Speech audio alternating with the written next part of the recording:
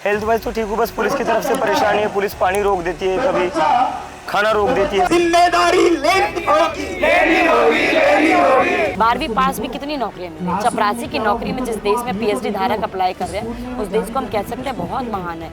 My name is Krishna Kumar Singh and I am from Bihar. आप हिंदी में बोल सकते हो नॉर्मल।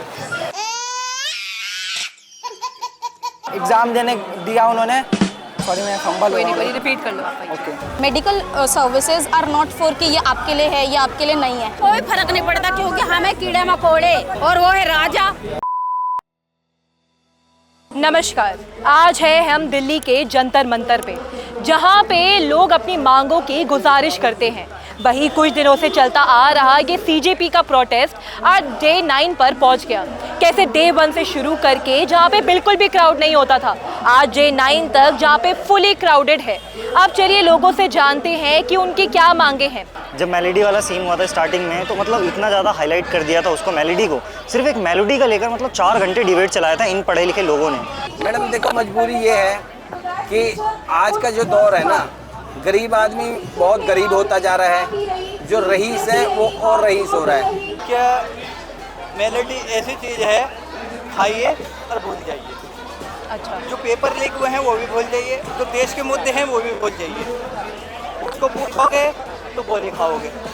हम यहाँ सुबह 9 बजे से आ रखे हैं। हमने देखा क्या कहते हैं, इतने दिनों से ये प्रोटेस्ट चल रहा है तो लोग फिजिकली बहुत ज़्यादा थक चुके हैं। मेंटली यहाँ पे प्रिपेयर होने के लिए, आपको खड़े होने के लिए, आंदोलन को आगे बढ़ाने के लिए आपको फिजिकली भी स्ट्रांग होना उतना ही ज़रूरी है जितना मेंटली। यहाँ पे बच्चे, बूढ़े, जवान सब लोग आ रखे हैं इतने दिनों से, तो उन सबको बैठे बैठे, खड़े खड़े, सबकी कमर में, पैर में, गर्दन में बहुत ज़्यादा इफेक्ट हो रखे हैं। तो हम एज फ्रॉम मेडिकल बैकग्राउंड, हम एज अ फिजियोथेरेपिस्ट, हम अपनी सर्विसेज या आंदोलन का सपोर्ट कह लीजिए आप, हम अपनी केयर देकर करना चाहते हैं। अरे काय के मन की बात, वही कहेंगे खेल में ये होगा वो होगा, आम कैसा है, खट्टा है कि मीठा है, बस यही बोलेंगे। गरीब के बारे में कभी बात की है आपने, कभी सुना है? आज हम हैं दिनेश कुमार जी के साथ, जो बोलेंगे कुछ नहीं लेकिन उनकी जो मन की बात है वो बहुत ज़्यादा स्ट्रेट फॉरवर्ड है धर्मेंद्र प्रधान जी को लेकर। उन्होंने 5 दिन से मौन धारण करके बिना कुछ खाए सिर्फ पानी में अपना पूरा दिन व्यतीत कर रहे हैं।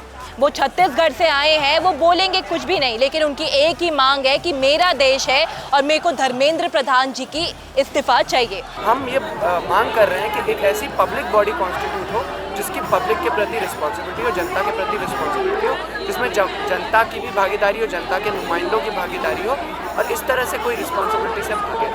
दूसरा, हम लोग ये बात कर रहे हैं कि धर्मेंद्र प्रधान के इस्तीफे के साथ साथ NEP जैसी जो पॉलिसीज़ उन पर भी हम लोगों को वार करना पड़ेगा। वो एंटी स्टूडेंट पॉलिसी है और वो पॉलिसी जिम्मेदार है एक बड़ी मेहनत कश आबादी को शिक्षा के बुनियादी अधिकार से दूर करने।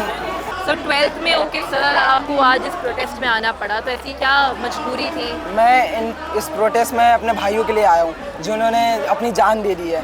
वो भी मेरे बड़े भाई जैसे हैं जिन्होंने नीट का एग्ज़ाम दिया, और री-नीट मतलब जैसे उन्होंने एग्ज़ाम दिया लेकिन एग्ज़ाम लीक होने के कारण उन्होंने अपनी सुसाइड दे दी, इसीलिए मैं आया। ये आंदोलन जैसे अपने कगार पे है, जैसे काम कर रहा है, दिन पर दिन और मजबूत हो रहा है, तो मेरे हिसाब से ऐसा लगता है कि ये एक दिन काम करेगा ये आंदोलन। हमने अपना भविष्य बड़ी मुश्किल से बनाया है, हम अपने लिए जिए, लेकिन एक भाई है जिसके माता पिता ने उसको पढ़ा लिखा के अमेरिका भेजा, वो पढ़ लिख के इतने काबिल हो गए कि अपना फ्यूचर वो बहुत ऊपर बना सकते हैं, लेकिन उनको शायद देश के गरीब लोगों पे, देश के स्टूडेंट पे, देश के माता पिताओं पे, सब पे एक तरह का तरस आया या उनको उनके ऊपर बड़ा रहम आया। उन्होंने कहा जी मैं अपना ना बलिदान दे दूंगा, लेकिन मेरे को ना इस देश में इन लोगों के खिलाफ आवाज़ उठानी है ताकि इनका जो बुरा हो चुका वो आगे कभी ना हो। हर देश के एक एक बच्चे तक शिक्षा नहीं पहुंचेगी तो उस देश का विकास नहीं। हम आज भी उनको याद करते हैं, उनके विचारों को अपने जहन में लेके चलते हैं और लगातार लड़ते हैं इस बात को लेकर कि जिस देश में शिक्षा बेची और खरीदी जाने का माध्यम हो गया उस देश में विकास रुक गया। और ये हम लगातार देख रहे हैं, आए दिन सरकार पेपर लीक कर दे रही है। पेपर एक उम्मीद से कोई भर रहा है लेकिन एक 4 साल तक 3 साल तक पेपर नहीं हो रहे हैं, लोगों की उम्र बढ़ जा रही है और फिर वो एलिजिबल नहीं रह रहे हैं। सिर्फ यहाँ पेपर लीक की बात नहीं, यहाँ पे और भी मुद्दे हैं जो हम यहाँ पे लेकर के आए हैं। पेपर लीक तो उनका होता है जो छात्र होते हैं। हमारे देश के लाखों अरबों युवा जो है, बच्चे जो है, वो छात्र की श्रेणी से बाहर हो गए। उनका लीकेज स्कूल से ही शुरू हो गया। अगर 1000-2000 बच्चे पहले क्लास में दाखिला लेते हैं तो 10वीं तक आते आते आधे से ज़्यादा बच्चे छट जाते हैं, वहीं पे लीकेज शुरू हो जाता है। जो बच्चे मर रहे हैं उसे भूल जाओ। ऐसे क्यों कह रहे हो आप? जो बच्चे मर रहे हैं, जिनकी जान गई है, उनका क्या? मुझे एक चीज़ बताइए, अगर मैं चोर हूँ तो मैं तो जाके कहूँगा थाने में कि हाँ जी मैं चोर हूँ। अगर मैंने नहीं चोरी करी है तो मैं तो नहीं कहूँगा कि नहीं जी मैंने नहीं चोरी करी। तो जितने बच्चे मर रहे हैं, जितने बच्चे का एग्जाम खराब हुआ है, तो आप उसको कहते हो कि भूल जाओ जो भी हुआ? वो मेलेडी खैर बोल जाइए, यूँ कह रहे हैं प्रधान जी, हमारे प्रधान जी। रिगार्डलेस ऑफ दैट फैक्ट कि आप एक मेडिकेयर के हेल्प करने के लिए आए हो यहाँ, आप क्या इस पार्टी को सपोर्ट करते हो? What are your opinions according to this party की, मतलब whether they are doing good और नॉट, या फिर आप सिर्फ अपने एक मेन मोटिव से आए हो कि हाँ we need to help people? Actually यहाँ पे जितने भी लोग प्रोटेस्ट कर रहे हैं that is doing for a good cause. ये कोई ऐसी बात नहीं है कि जो किसी के लिए नहीं है। जितने भी स्टूडेंट्स हैं आज के टाइम पे, जितने भी युवा हैं आज के टाइम पे, ये उन सब की एक तरीके से हेल्प के लिए है। क्योंकि कितने लोग हैं जो नीट एग्ज़ाम देते हैं एंड हर साल के साल कुछ ना कुछ। आप लोग तो सबसे ज़्यादा रिलेट कर पाओगे because you are from the same background. तो ऑल्सो सफर्ड फ्रॉम दिस, क्योंकि सारे ऑलमोस्ट आप कोई से भी एग्ज़ाम ले लीजिए, अभी रिसेंटली में सारे एग्ज़ाम्स ऑलमोस्ट लीक हुए हैं। तो हम स्टूडेंट्स हम बता सकते हैं मेडिकल में कितनी मेहनत लगती है, कितनी नहीं लगती है। आप इतनी मेहनत करके कोई एग्ज़ाम देते हो और आपको पता चलता है कि वो लीक हो गया, तो हमारी तो पूरी साल की मेहनत चली जाती है ना। हम अभी जो हम कोर्स करके आए हैं उसमें भी बहुत मेहनत लगती है। हमारा कोर्स कोई ऐसा कि डिप्लोमा या कुछ नहीं है। इतनी गर्मी पड़ रही है, पता है बेचारों की झुग्गियाँ तोड़ रहे हैं। तुम्हें शर्म नहीं है जरा से? छोटे छोटे बच्चे, गर्भवती महिला है उसके अंदर हैं, बेचारे बाहर बैठे हुए हैं। हम यहाँ पे तपती धूप ऐसी गर्मी में है तो हमारा क्या हाल हो रहा, तो तुम उनका घर आसियाना उजाड़ रहे हो। गलत है ना ये? जिनको तुम कहते जहाँ झुग्गी वही मकान, तो भैया उनको मकान दो ना। देखो हमारे यहाँ यूनिटी सब है, सबसे पूछोगे तो सब बैकग्राउंड में, आप किसी से भी पूछ लो, पुलिस वाले के बारे में कोई सही नहीं बोलेगा, कोई भी नहीं सही बोलेगा। पर ये है कि इन फ्रंट ऑफ अगर पुलिस वाले के सामने पूछोगे तो कोई वो नहीं करेगा। डायरेक्टली कोई सामने नहीं आना चाहता कि सारे लोग वो अगेंस्ट में है। सारे लोग हमारे को नहीं, को लीडर मिल गया वो समझो। कि जो सरकार जिसकी निगरानी में ये सब हो रहा है वो ये सब होने दे रही। हम तो यही मानते हैं। क्यों हम ये बात बोल रहे हैं? बीते 10 सालों में 149 ऐसी घटनाएं हुई, 88 से ज़्यादा पेपर लीक हो चुके हैं। जो कंपनियां पेपर लीक के लिए जिम्मेदार है उनको सज़ा नहीं मिलती है, उल्टा रिवॉर्ड दिया जाता है कि 2018 में आपने पेपर लीक कराया, ये लो एक और पेपर लो, आप अपना मुनाफा कमाओ। पेपर लीक होता रहे, लोग आम लोग सुसाइड करेंगे, वो भाड़ में जाएं, हम लोग आपकी जेबें भरने के लिए। ये सरकार के लिए अभी की हाल फिलहाल की हमारी गवर्नमेंट है, तो क्या आप उसको सपोर्ट करते हो? बिल्कुल नहीं मैम। ऐसा क्यों? मैम सपोर्ट करने का कोई रीज़न भी तो होना चाहिए। जो एक प्राइमरी चीज़ होती है एजुकेशन, वो एजुकेशन ही सही से प्रोवाइड नहीं कर पा रहे, तो क्यों सपोर्ट करें? क्यों हम सब यहाँ क्यों हैं? उनके कारण ना। इसके पीछे सबसे बड़ा हाथ उनका है। तो फिर मुझे नहीं लगता कि उनको सपोर्ट करने का कोई एक सिंगल रीज़न होना चाहिए।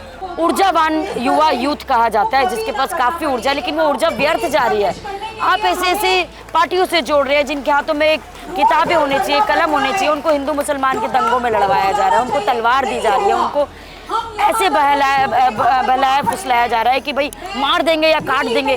भाई उनके भी घर में परिवार है, बच्चे हैं, कल को वो भी आगे युवा देखेंगे। कहने के लिए बहुत आसानी से नेता लोग कह देते हैं कि अच्छा इस बार नहीं हो पाया, अगली बार री एग्ज़ाम में दे देना। इतना आसान नहीं है री एग्ज़ाम में। और सिर्फ यहाँ युवा और किसी आदमी की बात नहीं, यहाँ औरतें भी हैं जो शिक्षा में अपना योगदान देना चाहती हैं, लेकिन छोटी उम्र में उनकी शादी हो जाती है, उनकी पढ़ाई छूट जाती है। कम उम्र में बच्चे होने के कारण उनके ज़िंदगी में इतनी बड़ी जिम्मेदारियाँ उनको देखनी पड़ती हैं। बहुत सारी युवा महिला जो ऐसी हैं जो सफाई कामगार में मजबूरन जाना पड़ रहा है, क्योंकि नौकरी तो नहीं मिल पा रही है। क्योंकि 12वीं पास भी कितनी नौकरियाँ मिल रही हैं। चपरासी की नौकरी में जिस देश में PhD धारक अप्लाई कर रहे हैं, उस देश को हम कह सकते हैं बहुत महान है। क्या अभिजीत दिपके जी को अपनी एक खुद की पॉलिटिकल पार्टी आगे लानी चाहिए और उसको फिर सपोर्ट करना चाहिए? मैम इसके बारे में मैं नहीं कहूँगा। मैं अभिजीत दिपके को भी सपोर्ट नहीं करता, मैं उनके मुद्दों को सपोर्ट करता हूँ। उन्होंने एजुकेशन की बात करी है, मैं एजुकेशन के लिए आया हूँ, मैं उनके लिए नहीं आया। ये मेरा मोटिव है। Medical services are not for कि ये आपके लिए है या आपके लिए नहीं है। मेडिकल सर्विस एक हमारा आप कर्म धर्म मान लीजिए, जो कि मेडिकल सर्विसेज हर किसी के लिए, चाहे वो बच्चा हो, चाहे जवान हो, चाहे सही हो गलत हो। मेडिकल पर्सपेक्टिव से अगर आप देखेंगे तो अगर हमारे दुश्मन भी आ जाए तो हमें उसका ट्रीट करने का हमारा फ़र्ज़ है। तो आज for the medical support yes we are here. और गरीब का ठेला अगर लगा हुआ होता है ना तो उसको ऐसे फेंक कर जाते हैं भले उसके ऊपर गरम तेल चढ़ जाए या पानी लग जाए, उनको कोई फर्क नहीं पड़ता, क्योंकि हमें कीड़े मकोड़े, समझे। और वो है राजा। राजा क्या होता है पता है? प्रजा के सुख दुख में उनका साथ देना। पहले के थे राजा, पहले थे राजा के नहीं थे राजा, उनके सुख दुख में ऐसे गली गली में घूम के प्रजा के सुख दुख को देखते थे। और आज का टाइम है ये आ गया, राजा तो बढ़िया बढ़िया माल खा रहा है, बेचारी प्रजा। आज 9वां दिन हो गया हमें, इतनी गर्मी भी है, लोग बीमार पड़ रहे हैं, फिर भी हौसला नहीं तोड़ रहे हैं, क्योंकि हमारे पास खोने के लिए कुछ नहीं है, पाने के लिए बहुत सारी चीज़ें हैं। तो जैसा आपने देखा, हमने सभी लोगों के व्यूज ओपिनियंस जाने। कई लोग वहाँ पे धरना देके बैठे हैं, मौन व्रत करके बैठे हैं, जब तक उनकी मांगे पूरी नहीं होती। भूख हड़ताल में भी अभिजीत दिपके जी, सोनम वांगचुक जी और उनकी पूरी पार्टी बैठ चुकी है। कई लोग वहीं पे पोस्टर्स बनाए, स्लोगन्स बनाए, अभी भी अपनी जंग की लड़ाई कर रहे हैं और अपनी मांग को पूरा करने के लिए हर वो तरीका अपना रहे हैं जिससे गवर्नमेंट तक वो बात पहुंचे। अब क्या गवर्नमेंट सही में कोई कड़क फैसला लेती है? क्या सही में धर्मेंद्र प्रधान जी का इस्तीफा होता है? क्योंकि अगर इस्तीफा हुआ तभी ये प्रोटेस्ट रुक पाएगा। ऐसे जो हमारे देश के नागरिक हैं वो बिल्कुल भी नहीं रुकेंगे जब तक उनकी मांगे पूरी नहीं होंगी। अब आगे की अपडेट से हम आपको जोड़े रखेंगे, तब तक के लिए देखते रहिए शोरगुल मीडिया।